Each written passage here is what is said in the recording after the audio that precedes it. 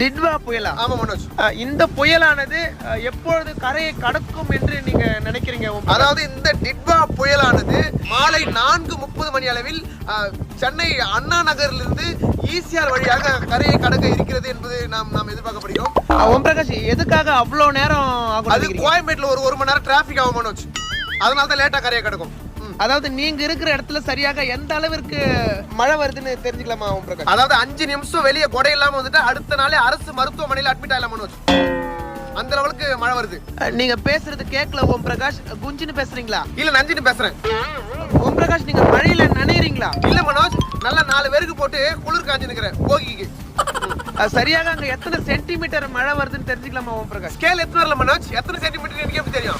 ஓம் பிரகாஷ், அங்க காற்று எப்படி வீசுகிறது ஓம் பிரகாஷ்? அதாவது நான் நிற்கும் இடத்தில் காற்று